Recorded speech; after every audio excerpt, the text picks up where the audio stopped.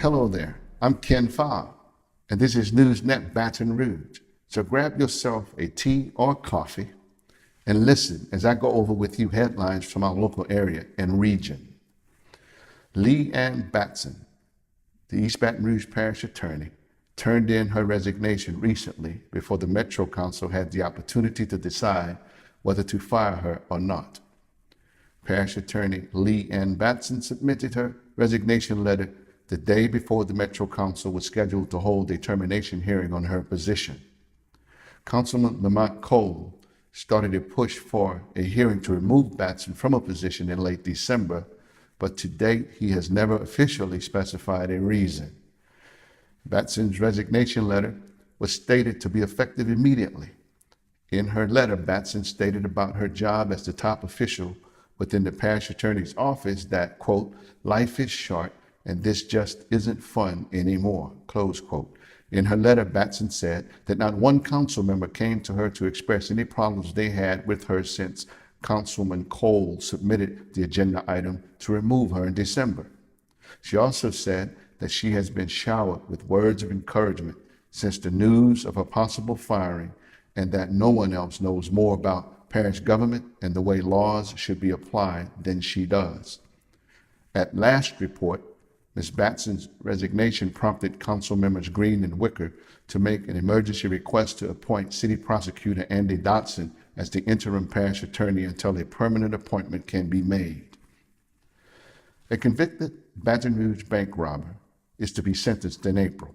A Baton Rouge man named Timothy Pugh, a 32-year-old convicted of robbing the Capital One Bank on Bluebonnet Boulevard at gunpoint in November 2015, will be sentenced on April 23rd.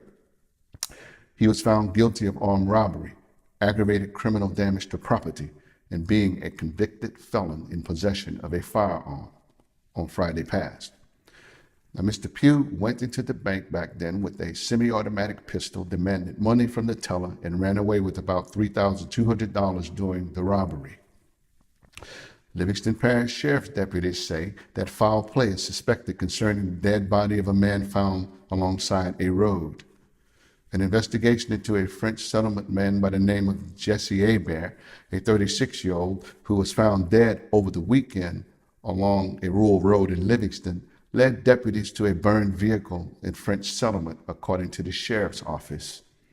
An autopsy is pending and the investigation is ongoing. Meanwhile, Sheriff Jason Ard says foul play definitely is suspected as evidence collected at the scene led detectives to a home on Mitchell Drive on French Settlement, where they found a truck that had been set on fire and is believed to be connected to the suspected homicide.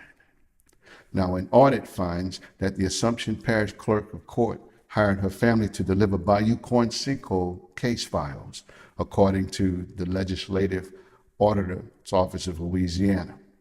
The Assumption Parish Clerk of Court, Darlene Landry, may have broken state ethics laws by granting file delivery contracts that paid her daughter and her then juvenile granddaughter nearly $10,000 involving work from the 2012 Bayou Corn sinkhole litigation.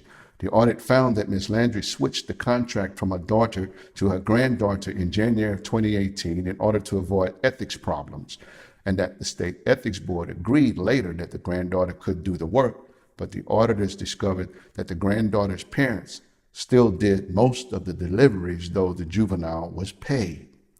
But in addition to the delivery contract problems, state auditors found that Ms. Landry may face more serious and possible criminal liability for failing to turn over to the state treasury more than $26,000 in fees that she collected for birth and death certificates over a 2.5-year period.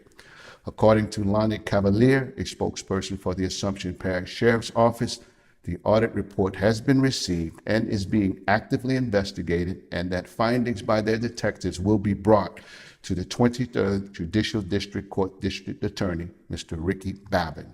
Now, these have been your headlines. I'm yours truly, Ken Fobb, and I will see you next time right here on NewsNet Baton Rouge.